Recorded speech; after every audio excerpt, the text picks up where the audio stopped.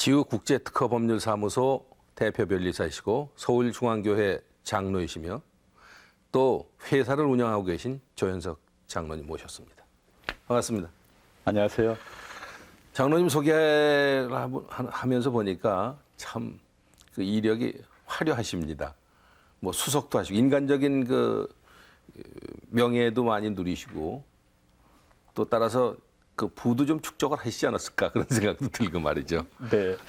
어느 날 고등학교 동창이 저에게 25년 만에 만났는데 저한테 그러시더라고요. 야, 너 나랑 같이 공부할 때 거의 꼴찌였었잖아. 그런데 왜 우리 동창들이 그렇게 잘 나가지? 그런 말씀, 그런 말을 들었는데요. 네.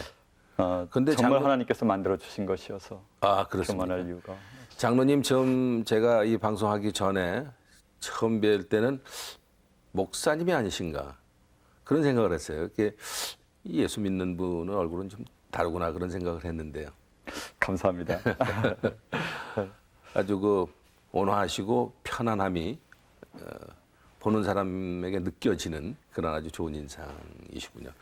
근데 이제 장로님 하시는 일이 변리사 아닙니까? 네. 그 변리사 그러면은 아시는 분은 물론 많이 아시지만 네. 좀 생소한 단어거든요. 네. 변리사는 이제 특화된 변호사라고 생각하시면 되고요. 네. 변호사는 사람을 상대로 해서 변호를 해주는 데 반해서 변리사는 기술 또 특허를 기준으로 이제 상대하면서 변호해주는 그런 것이라고 보면 되고요. 예. 또 변호사가 되기 위해서는 사법고시를 통과해야 되지만 변리사가 되기 위해서는 또 변리사 시험 내지는 기술고시를 합격하고 특허청에서 일정 기간 근무하면 이렇게 자격증을 주게 되어 있습니다. 예. 네. 장로님 이제 오늘 이 자리에까지 오시기까지는 많은 그 어려움도 있었으리라고 생각이 듭니다. 네. 예, 학교 다닐 때는 뭐 공부도 좀 전에 말씀하신 거에 의하면은 뭐 낙제 쪽으로 가시는 맞습니다. 그런 상태도 있었고 네. 또 보면은 또 고시에서는 또 수석 합격도 하시고 네. 이거 어떻게 보면 극과 극을 왔다 갔다 하시는 것 같은데 말이죠. 장로님 그 지금까지 살아오신 그 삶을 좀 소개를 해주시죠. 네. 저는 이제 충북 진천이라는 곳에서 태어났는데요. 충북 진천은 피난민들이 특별히 많이 사는 곳입니다. 그렇군요. 네. 그래서 정착민들을 곳에 많이 풀어놔서 지금도 행정구역 이름이 끄트머리에 정착지라고 붙어 있습니다. 정착지. 네. 예. 아주 가난하게 살았고요. 또 아버지가 일찍 돌아가셨습니다. 그래서 이 아버지 돌아가신 충격에 어머니가 또 상여를 2번씩이나 마을 사람들이 갖다 놓을 만큼 그렇게 댁에다가 네, 예. 아주 고생을 많이 하셨고요. 또 네. 저는 또 골수암이었고요. 골수암은 치료도 어려운 암 네. 아닌가요? 그래서 이제 의사가 다리를 자르지 않으면 지금 자르지 않으면 당신은 이제 곧 죽는다 이렇게 말했었고요. 네. 또 제 여동생은 또 후천적 장님이 되어 있었습니다. 그래서 한 서너 가정의 가장 불행한 일들이 한꺼번에 밀려 들어서요. 제가 자살을 하려고 2번씩이나 구체적으로 시도를 했었더랬습니다. 그렇군요. 네. 장로님 말씀을 이렇게 들으면서 보니까 욥기 생각이 납니다. 욥이 참 대단한 분 아닙니까? 네. 그러면서도 군에 입대하셨었다며요. 네. 어떻게 그런 몸으로 군에 입대했습니까? 일어서지도 못했었는데 네. 병무청에 갔더니 너는 여기 오지 말아라 그랬는데 이왕 죽을 거 군대 가서 죽으면 어머니나 동생에게 연금을 타게 해줄 수가 있겠다라는 마음을 가지고 내가 다리가 저려서 그러니까 전혀 괜찮다 이렇게 하고 속여서 군대를 갔습니다. 그러니까 가정이 어려우니까 경제적으로라도 도움이라도 네. 뭐 줘야겠다. 어차피 죽을 거니까. 네. 참 그래 그런 심정이 어떻게 군대 갈 수 있을는지 참 모르겠습니다. 근데 앉았다 일어났다도 못하는 그런 형편 아닙니까? 아무리 네. 뭐 발절해서 그런다 그러더라도 군의관이나 그 직무관들이 그 뭐 못 볼 수는 없을 텐데요. 근데 이제 그 군대를 안 가겠다고 하는 사람은 있어도 안 갈 만한 사람이 간다고 하는 경우는 없었기 때문에 군의관도 그냥 업고 가라. 그래서 이제 군대를 아, 그래. 훈련소를 들어갔었습니다. 그럼 군대는 뭐 저도 그 군대 갔다 왔지만 그 훈련이 아주 혹독하지 않습니까? 네, 그 내무반장이 다행히도 네. 저희 고등학교 한 해 선배가 있었는데 그분이 이제 그 병원에 가 있게 하고 훈련은 대신 받아주고 총도 대신 쏴주고 이래서 훈련은 무사히 마쳤습니다. 그 엉터리 군인 훈련. 예. 당연히 이제 몸이 그러니까 훈련도 못 받고 자대 배치됐을 때는 엄청나게 두드려 맞고요. 네. 예, 또 그것이 군대에서 처음으로 교회를 나가게 된 동기가 되었습니다. 그러니까 군에 입대하시기 전에는 교회 안 나가셨군요. 네, 그렇습니다. 그 보면은 그렇게 어려운 몸으로 군에 입대하게 한 것도 하나님이 이끄시지 않았나 그런 생각이 드네요. 네, 전 그렇게 아, 생각합니다. 정말 하나님의 사역이 참 대단합니다. 네. 처음에 이제 군대를 갈 사람 이렇게 네. 손을 들어라 그래서 손을 들었더니 그럼 주기도문을 해보아라 그랬습니다. 근데 내 주기도문 못한다. 이제 얼어서 네. 못합니다. 그랬더니 이제 화요일 날이었는데 네. 그날 이제 부대에서 부대 교회 옆에 부흥회를 하고 있었습니다. 네, 하나님이 정말 계시면 제가 무릎 꿇고 기도할 수 있게 좀 해주세요. 이렇게 기도한 날로부터 이제 3일째 되는 날, 네. 그날 하나님께서는 큰 이만한 불로 저에게 맨 앞에서부터 다가오시더라고요. 그래서 의사가 곧 죽는다더니 내가 죽을 때 환상 본다고 그랬는데 이제 곧 죽게 됐구나. 네. 그래서 동생을 생각하며 어머니를 생각하면서 참 많이 울었습니다. 우는 사이에 이 불이 제 무릎에 이렇게 딱 떨어지는 거예요. 그래서 또 이제 뜨거워서 또 이제 울었습니다. 아, 막 이렇게 이제 누워가지고 막. 저는 이제 그런 체험을 못해서 잘 모르겠는데 진짜 불이 떨어진 것 같이 그렇게 뜨겁습니다. 네, 말할 수 없이 뜨거워서 이제 그때는 고통 가운데 뜨거운 고통 가운데 이제 울었죠. 예. 그리고 났는데 제가 아직도 살아 있는 걸 보고 군종사병이 저를 업고 가다가 힘이 드니까 계단에서 이렇게 잠깐 앉아 있으라 이렇게 내려놓는 사이에 아까 일들이 기억나서 혹시 걸어보자. 그리고 한두 발짝 걷다가 이제 뛰어서 부대 안으로 들어왔습니다. 즉시. 네. 예. 할렐루야. 아멘. 아하. 정말 그 은혜를 체험하지 않은 분은 느낄 수 없는 그런 그 체험인데. 네, 그때부터 이제 고민이 되더라고요. 하나님 은혜를 어떻게 하면 보답할 수 있을까? 그때 당시 제 2등병 월급이 2,900원이었는데요.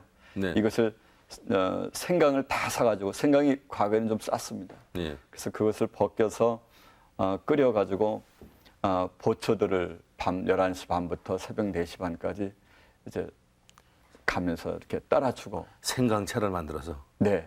그랬더니 어느 날은 그 부대장이 이제 초도 순시를 하다가 딱 맞닥뜨렸습니다. 당신 누구냐?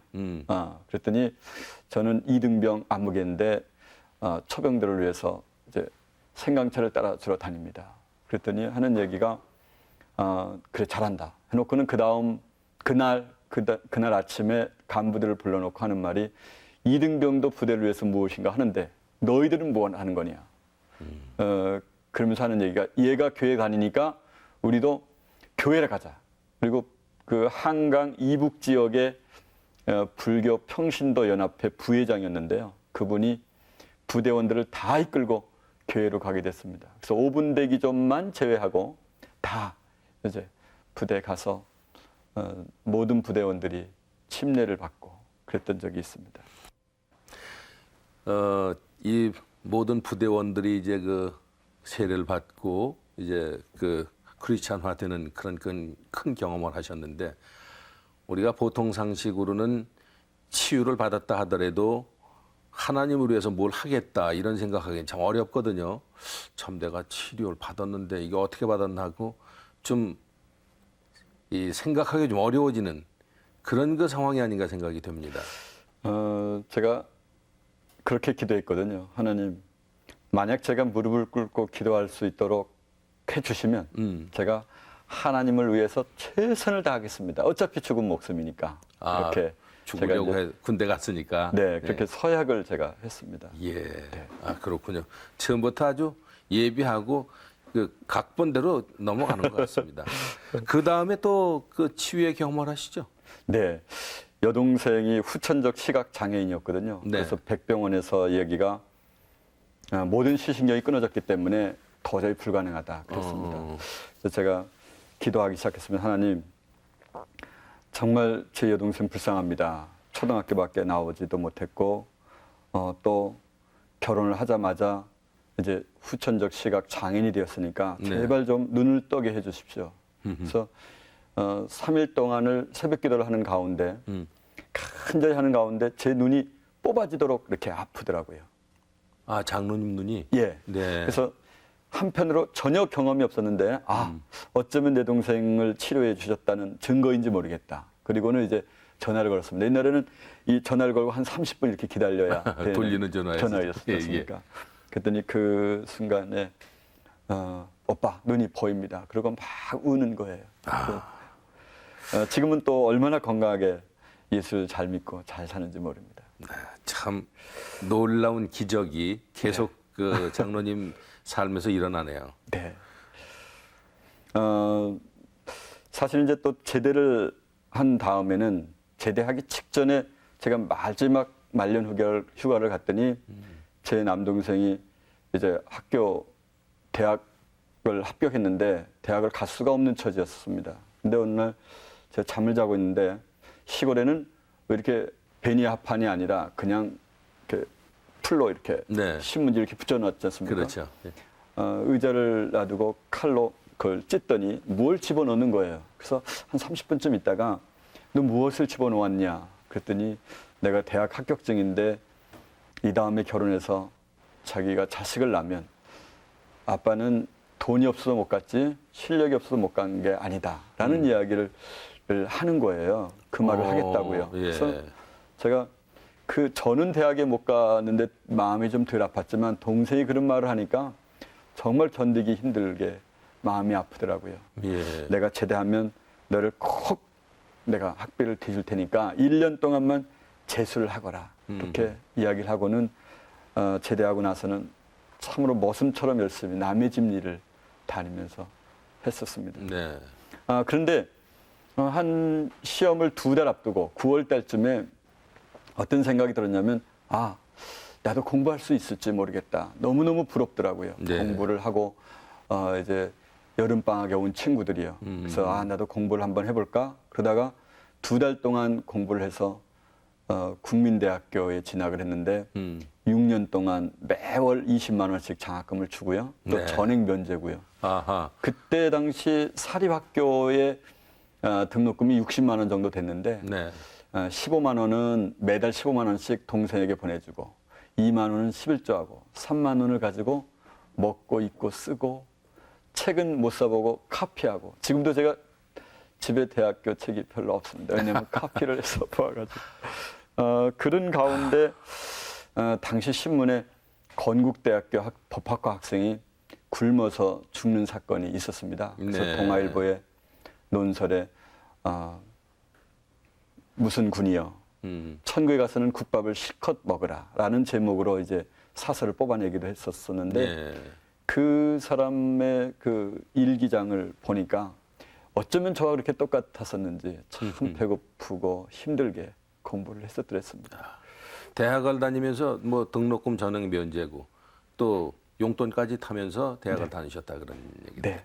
그 용돈으로 동생 학비. 학비를 대줬고 네. 참 대단하십니다. 네, 이렇게 이제 대학을 졸업하시게 되죠, 그럼요? 네. 그리고 이제 시험은 언제쯤 보십니까? 대학 2학년 때부터 이제 고시 공부를 하게 되었는데요. 네. 매일 아침 일어나서 새벽 5시부터 일하던 습관이 있어서 내가 공부를 하겠다고 좋아하는 공부를 한다 생각하니까 5시에 안 일어나 본 적이 아마 없는 것 같습니다. 4년 동안. 네. 한 2년 정도 공부했더니 공부할 내용이 이제 없는 거예요. 그래서 그럼 공부를 더 할 게 무엇이 있을까? 그러다 보니까 사람들이 고시가 있다 그러더라. 그래서 제가 전자공학과를 다녔거든요. 전자공학과요? 네.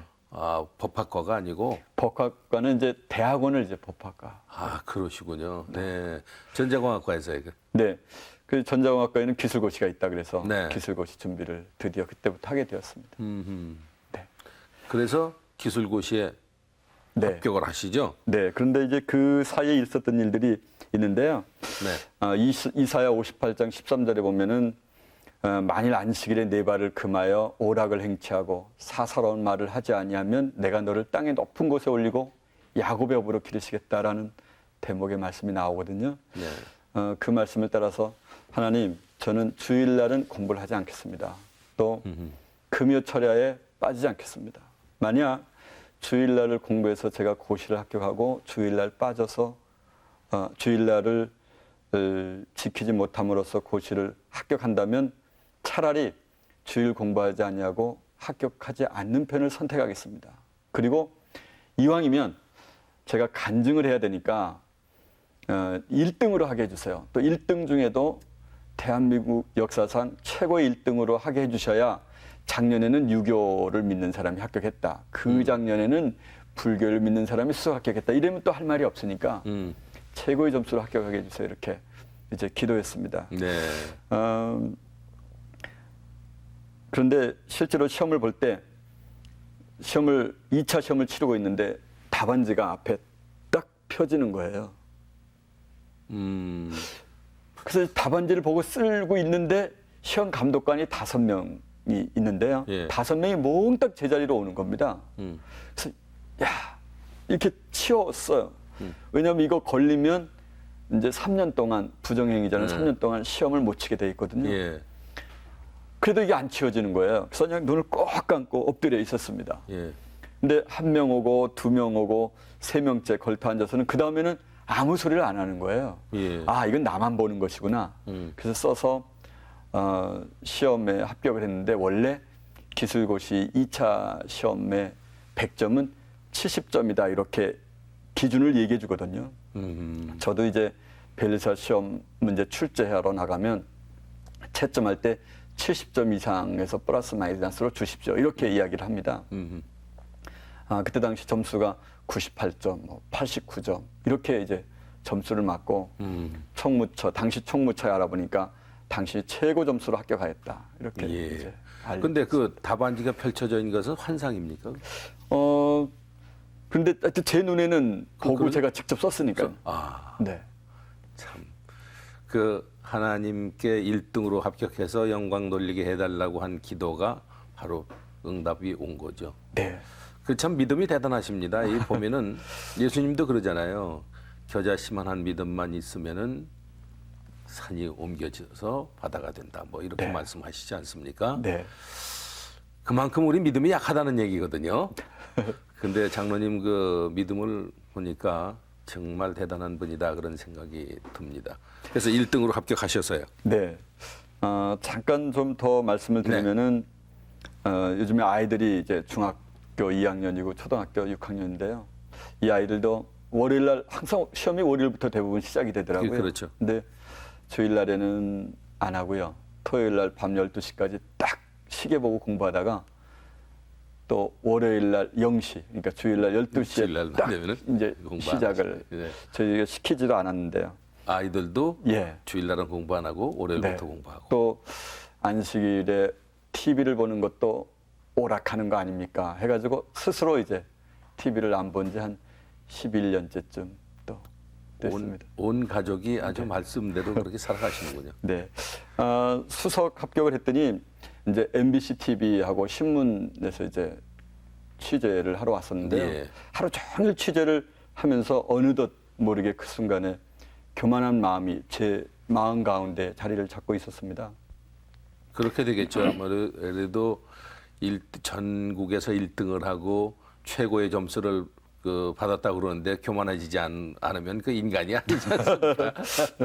제 아내가 예. 이제 보건진료소 소장이었는데요. 네. 당시에 이제 보건진료소 소장이면 이제 약국에 있는 차들이 와서 이렇게 약을 이렇게 띄워놓습니다. 예. 한 달에 한 번씩. 예. 그런데 제가 밖에 가만히 서 있었더니 이분이 와서 하는 말이 여보셔 할 일 없으면 이것 좀 나르시라고. 근데 속으로 예 그러시죠. 그런데 생각하기를 네가 어제 나 텔레비에 나왔다는 거 알면 그렇게 못할 걸. 그런 생각이 아주 불현듯 나는 네. 거예요. 그렇죠. 그러고 있는 그 다음 날 아내가 아이를 낳은 지 일주일째 되던 날이었는데요. 아내가 갑자기 6시에 일어나는데 하혈을 하기 시작하더니 온 몸이 피로 쫙 차오르더니 목에서 피가 똑똑 떨어지더라고요. 내복을 입고 있었는데. 그래서 하나님, 이제 제가 결혼해가지고도 한 번도 같이 제대로 못 살았는데 왜 제 아내를 이렇게 치십니까? 그리고 엉엉 울다가 목사님을 이제 초빙하고 119 구급대를 불렀습니다. 그 사이에 이제 비닐을 피고 아내를 둘둘 말아가지고 119 구급차에 실었는데요. 가면서 제가 하복부를 이렇게 딱 눌렀는데도 피가 나오는 것이 훅 하면서 이렇게 느껴지더라고요. 예, 뜨겁게 느껴지더라고요. 사람의 몸에서 피가 그렇게 많이 나오는지 저 그때 그렇게 몰랐거든요. 아내는 이미 이제 쇼크 의사를 일으켜서 이미 뭐 의식불명 상태였고요. 그래서 하나님, 저에게 제가 무슨 잘못을 했죠? 그러면서 막 울고 가는데 어제 저녁에 있었던 그 화면이 딱 앞에 보여지더라고요.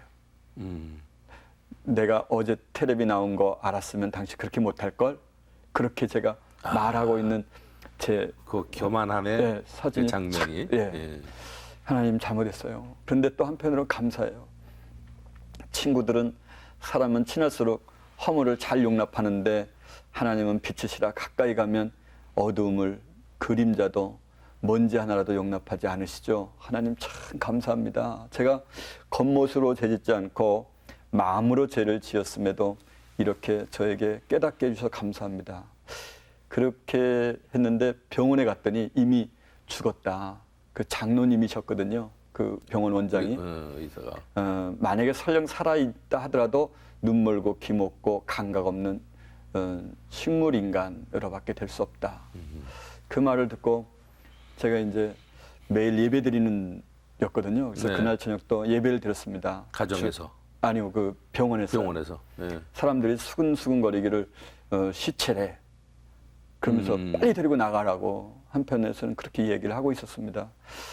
저는 저 혼자 성경을 펴고 찬송을 부르고 있었습니다. 431장을 저희 가정에서 잘 부르는데요. 3절 마지막 절이 살든지 죽든지 뜻대로 하소서. 예. 그 찬양 있지 않습니까? 예.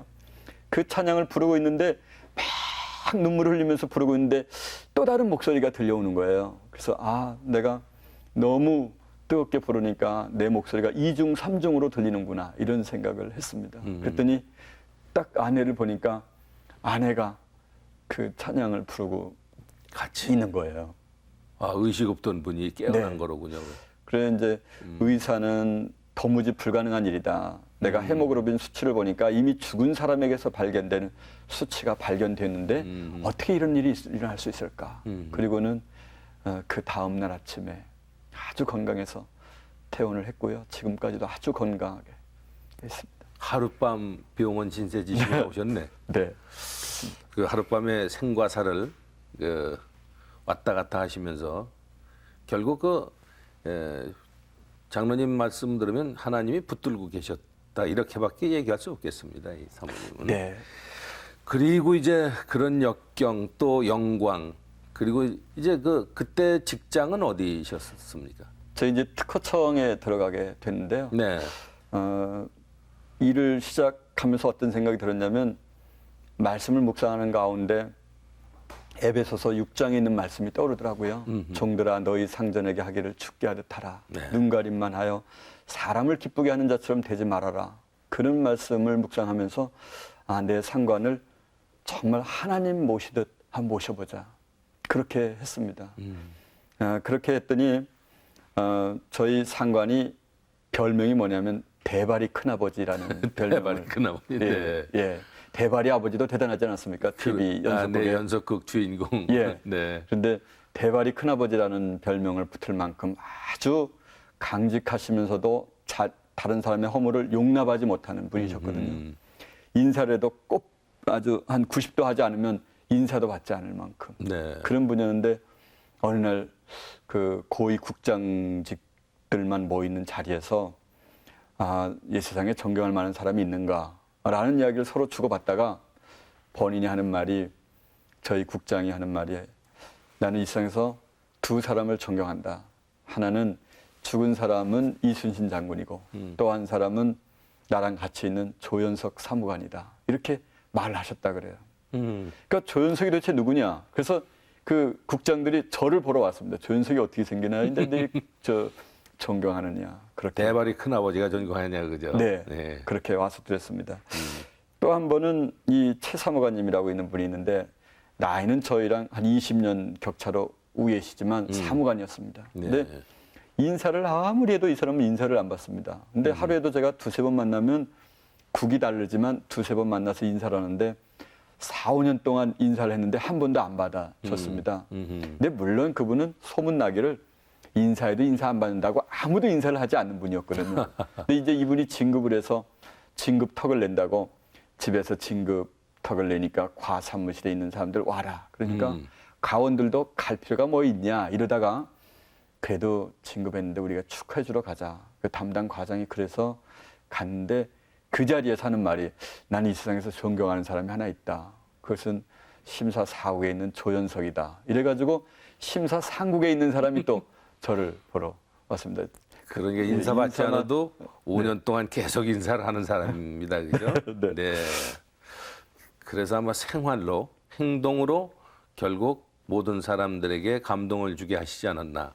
예수 믿는 사람은 이렇게 다르다는 것을 보여주시지 않았나. 그런 생각이 드네요. 네. 그렇게 여러분들에게, 윗분들이나 동료들에게 인정을 받고 나면은 진급하는데도 꽤 그 영향이 되지 않았을까 그렇게 네. 생각이 드는데요. 사실은 이제 진급 말씀이 나와서 말씀인데요. 저희 때는 아버지가 사무관으로 고시학교에서 사무관으로 들어가면 결혼해가지고 아들을 낳아서 아들이 사무관 될 때까지 아버지도 사무관인 경우가 있었습니다. 그럴 만큼 사무관에서 서기관 진급이 20년 이상 걸리던 시절이었거든요. 때군요. 네. 네. 근데 저는 이제 5년 8개월 만에 제가 사무관에서 서기관으로 진급을 했습니다. 총무처 내규상에도 7년이 되어야 서기관 대우라는 제도가 있거든요. 근데 그럼에도 불구하고 인사위원회에서 조연석이를 진급시킵니다. 그랬더니 9명의 인사위원들이 한 명도 반대하지 않았다고 그래요. 제가 또 아까 말씀드렸다시피 윗분들에게 그렇게 이제 하나님 섬기듯 하면서 보고서를 꾸몄는데 이 보고서가 청장이 보시더니 이거는 통산부 장관에게 보여드려야 되겠다. 그들이 통산부 장관이 그것을 결재를 하다가 이건 경제수석한테 보고를 하는 게 좋겠다. 그러더니 경제수석이 보고 이건 대통령한테 직접 보고하는 게 좋겠다. 그래서 저희 청장께서 당시 대통령에게 직접 보고를 했습니다. 원래 외청장이 대통령하고 독대한다는 것은 뭐 잘 아시지만 아주 어려운 네, 평생 그렇죠. 있어도 네, 없을 네. 만한 일들인데 그런 일이 있으면서 당시 장관님이 하신 말씀이 야 조연석 내가 너 때문에 진급했어. 그렇게 할 만큼 그 보고서가 아주 좋았는데 대통령이 그 모습을 보고 이거는 책으로 만들어야지 되지 않겠냐 이렇게 이야기를 했다 그럽니다. 그래서 책을 만들어서 이왕 책 안 팔릴 거니까 만들어서 정가를 한 3만 원씩 먹입시다. 당시 90년에 3만 원이면 네, 굉장한 큰 가격이거든요. 돈이죠. 네. 근데 그 책을 만들어낸 지 2주 만에 책이 1,500권이 다 팔렸습니다. 안 팔리려고 네, 생각하고 책이. 고가의 책을 만들었는데 네. 그것이 매진이 됐다 그죠? 네. 원래 그 이공대와 관련된 책을 써서 국내에서 1,500권이 팔린 적은 서울대 이면호 교수가 쓴 W 이론을 만들자라는 책 외에는 우리나라 역사상 1,500권이 팔린 적이 없을 때입니다. 그래서 예. 최고로 많이 찍은 부스였거든요. 그렇죠. 그게 한정된 분들만 보는 책이니까요. 네.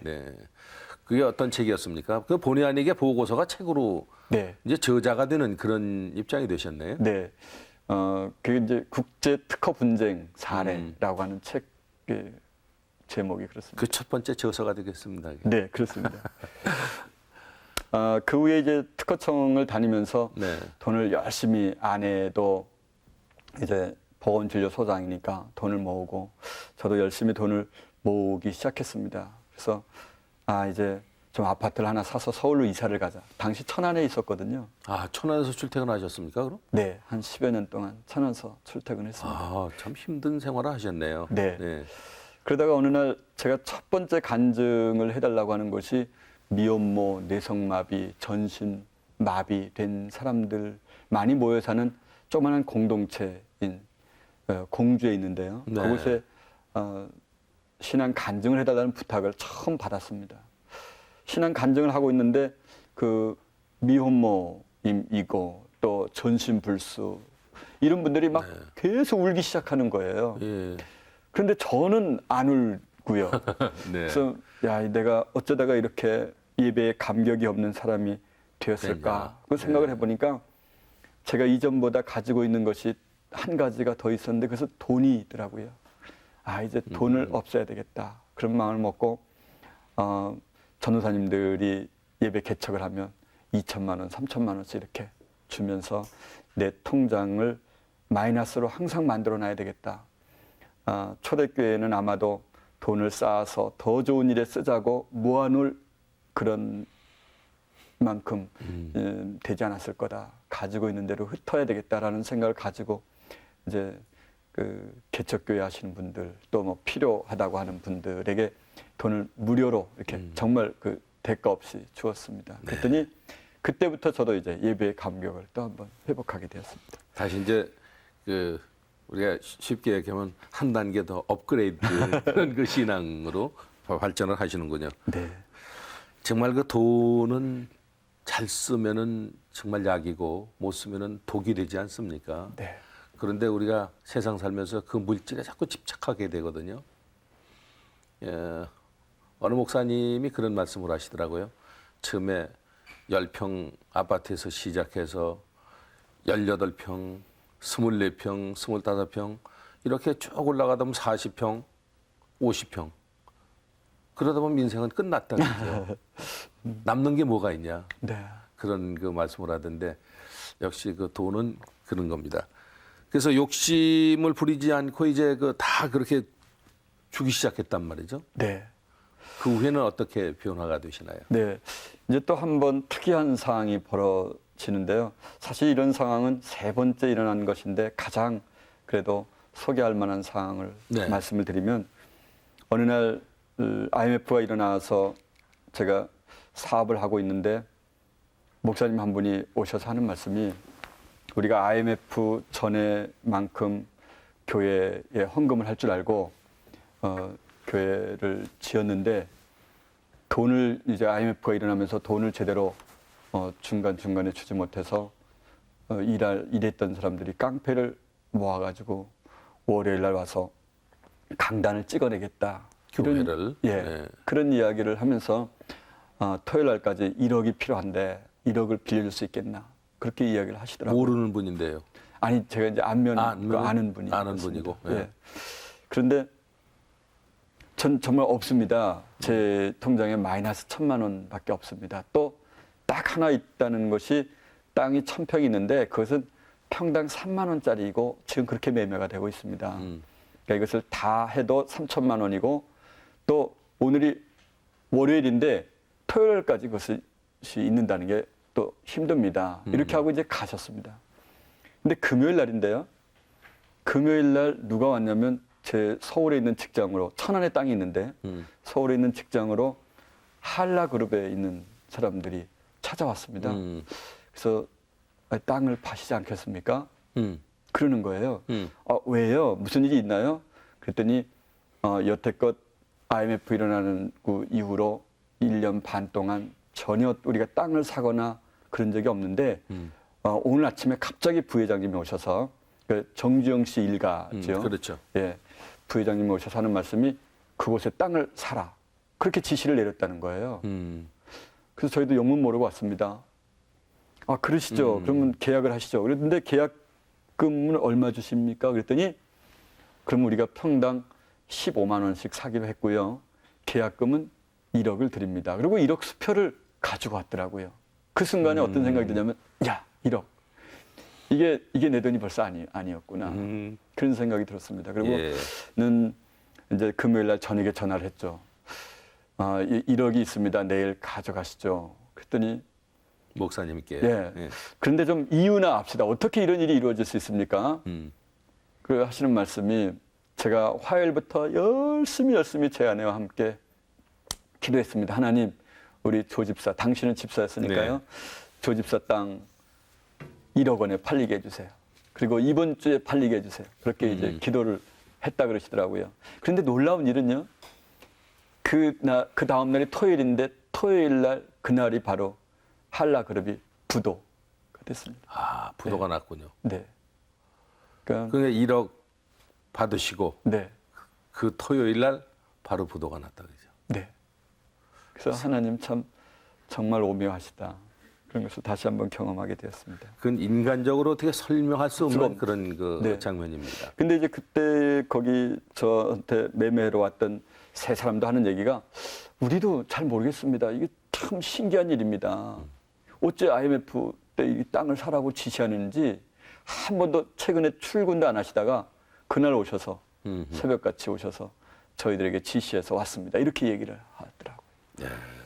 장로님 그 삶을 이렇게 보면은 사업하실 분 같지는 않거든요. 언제부터 사업을 시작하셨습니까? 네, 97년 2월부터인데요. 네. 그 계기가 있었습니다. 어느 날 말씀을 묵상하는 가운데 요한일서 2장 15절에 세상이나 세상에 있는 것들을 사랑하지 말라. 누구든지 세상에 있는 것들을 사랑하면 하나님의 사랑이 그 안에 거하지 아니한다. 라는 말씀을 묵상하고 있었습니다. 네. 갑자기 내가 직장 그만둘까? 그런 생각을 했더니요. 안 돼. 난 더 이상 있어 출세도 해야 되고 이제껏 열심히 일했으니까 이곳에서 보답도 받아야 돼. 이런 생각이 가슴에 꽉 밀려오는 거예요. 그래서 즉시 이제 제가 제 아내한테 전화를 걸었습니다. 여보, 내가 직장을 그만두려고 하는데 어떻게 생각하느냐? 그랬더니 마음대로 하세요. 그러더라고요. 야, 이제 큰일 났다. 그래서 그래도 내 마음이 이러면 아내의 마음도 하나님이 동시에 감동을 시켜주셨으니까 내가 예수를 더 잘 믿기 위해서 그만둬야 되겠다. 이런 마음을 갖고 사표를 써서 이제 사표를 냈습니다. 네. 그런데 또 한 달 정도 됐는데 다시 들어와야 된다고 강제로 붙들려서 예. 또 들어와서 1년 동안 더 하고 있다가 네. 97년 2월 달에 이제 제가 세 가지 기도 제목을 내놓았습니다. 하나님, 이 세 가지 꼭 이루어 주시면 하나님이 저 그만두게 하시라는 증표로 알겠습니다. 라고 기도원과 같은 기도의 제목을 전혀 엉뚱한 기도의 제목을 내놓았습니다. 네. 물론 세 가지 기도 제목이 다 응답이 되었고요. 그래서 네. 즉시 직장을 그만두고 개업을 하게 되었습니다. 상상하는 말이 당신 왜 그만두려고 그러냐? 난 예수 더 잘 믿으려고 그럽니다. 왜? 평일날에도 예수 전도할 일이 있으면 안 가야 되는데 여기 있으면 못 가지 않습니까? 그런 이야기를 무심결에 하고 나왔습니다. 그런데 그 말이 계속 뇌리에 살아남아서 야, 너 예수 더 잘 믿어야 된다며. 근데 사업하면 아시는 것처럼 너무너무 바쁘지 않습니까? 그렇죠. 네. 예. 어쩌면 주일날도 못 참석할 수밖에 없는 일들이 있는데 어느 날 수요일날 주님 전 대신에 수요 예배를 빠지지 않겠습니다라는 이제 각오를 가지고 하나님께 기도하고 나서요. 수요일날 근데 해외에서 손님이 왔습니다. 근데 이 변리사라고 하는 일은 해외에서 손님이 오면 거의 그 일이 연결되어질 수 있고요. 또 지속적으로 그 회사가 망할 때까지 연결되어지는 것이 보통이거든요. 네. 근데 4시 반에 찾아와서 하는 말이 날씨 얘기를 하고 식당에 갔더니 금방 5시가 되더라고요. 예. 제가 수요일 날 예배 참석하려면 적어도 운전을 하려면 5시에는 출발해서 가야 되거든요. 천안을 가셔야 되니까요. 네. 예. 그래서 내가 크리스찬이기 때문에 내가 예배를 보러 가야 된다. 지금 나가야 된다. 그러니 내가 한정식을 맛있게 준비를 해놨으니 그거 먹고 가거라. 그랬더니 형 얼굴이 확 변해지는 거예요. 근데 이미 말을 꺼내는 거 뭐 할 수 없죠. 그래서 그냥 가면서 기차를 타고 가면서 아이고 주님이 하시는 말씀이 너 옛날에 그 고객 보내줬지? 왜 그거 그냥 보냈어? 엿새 동안 힘써 일하라 그랬는데 사장이 언제 수요일 날 예배 참석하라 오라 그랬니? 이런 생각을 하면서 막 고민하고 그렇죠. 갈등이 그러면서, 생기는 거죠. 네. 갈등 가운데 이제 교회를 도착했습니다. 교회 도착해서는 또 울었던 장면이 하나님 제가 돈 때문에 하나님 섭섭하게 해드린다고 그러지 않았는데 제가 어쩌면 돈을 벌지 못 벌지도 모르는 그 고객을 만나는 것을 더 소중하게 내 마음으로 여겼던 걸 용서해 주세요. 네. 그러면서 이제 제가 하나님 앞에 회개의 기도를 했었습니다. 네. 그랬더니 그 다음부터는 하여튼 뭐 어마어마한 일들이 밀려와서 원래 사업을 개업하면 한 2년 정도는 적자인 것이 아주 이 법칙처럼 되어 있거든요. 통예입니다. 네. 근데 사업을 한 그 당년부터 흑자로. 돈을 흑자로 벌어서 세금을 1,500만 원 그때 당시 냈습니다. 그 1년치의 세금이요. 이제 그 사업을 하시면서도 아까 그 현장도 봤지만 직장에서 예배도 드리고 또 많은 사람들을 만나게 되지 않습니까? 네. 그러면서도 뭐 전도를 계속 하신다는 그런 얘기를 들었는데 네. 그 사역 현장을 좀 소개해 주시죠. 네.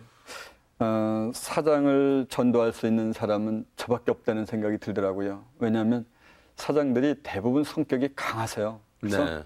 아내로부터도 받아들이는 확률이 거의 없더라고요.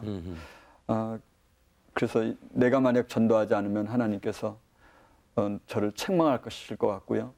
가끔 제 아내와 함께 아파트 축호 전도를 하러 가면 문을 안 열어주잖아요. 그럼 문 그렇죠. 열면 제가 일부러 발을 딱 디밀어 놓습니다. 못 닿게. 못 닿게. 예. 예. 근데 그렇게 거절당하면서도 전도하는데 찾아오는 사람을 전도 안 하면 이건 있을 수 없는 일이다. 이런 생각을 갖고요. 오면 그분을 사업의 파트너로 하기보다는 하나님이 내게 이 말씀 들려주려고 보내셨다. 그런 생각을 꼭 갖고요. 전도를 하죠. 그러면서 하는 얘기가 어떤 사람은 부도 나서 와가지고 이야기하는 사람도 있고요. 또 어떤 사람은 큰 소송에 휘말려서 회사가 곧 이제 공중분해될 만한 그런 일도 있을 수 있거든요. 네. 근데 그럴 때마다 이제 전도를 합니다. 이렇게 제가 얘기를 하죠. 사는 연습도 중요하지만 죽는 연습은 더 중요합니다. 네. 또 이 보이는 재물도 중요하지만 보이지 않는 세계는 더 중요하고요. 이렇게 이제 전도를. 네. 그래서 사장님들을 주로 그 전도를 하시게 되는군요. 네. 요즘도 계속해서 그 일은 하시고 계시고요. 네. 또 어떤 분들은 오셔서 하는 말씀이 내가 예수여 그러면서 크게 소리 지르면서 분을 내는 사람도 있고요. 또 같이 울면서 뭐 영접기도 하시는 분도 있고 네. 다양한 사람들 아주 그 많은 체험을 또 하시겠고요. 네. 또 그 밖에 또 사역하시는 게 있으시면 네, 소개해 제가 주시죠. 이제 아버지 학교라고 하는 사역을 하고 있는데요. 아버지가 살아야 가정이 산다라고 하는 캐치프레이즈를 가지고 이제 사역을 합니다. 근데 뭐 좋은 아버지 되기 운동은 많이 있지만 성경에서는 하나님 아버지를 본받아서 하나님 아버지의 역할을 그대로 아버지. 하는 것이 네. 아버지다 이렇게 하는 일들로 이제 가르치고 네. 또 같이 은혜를 나누고 그렇게 하고 있습니다. 그 지우라는 그 회사 이름을 아까 보니까 뜻지자 버두자 이렇게 쓰셨더군요. 네. 그래서 어떤 뜻입니까? 진정한 친구는 예수밖에 없다라는 예수밖에 뜻도 없다. 됐고요. 예. 또 영어 원래 이름인데요. 예. Jesus is with us의 이니셜을 따서요. 아. 예수가 우리와 함께 계시다. 함께 계시다. 예, 그런 이름의 래퍼하고 있습니다. 조 장로님의 간증을 들으면서 모든 것을 다 하나님께 드렸을 때 하나님이 우리와 함께 하신다는 것을 체험할 수 있었습니다.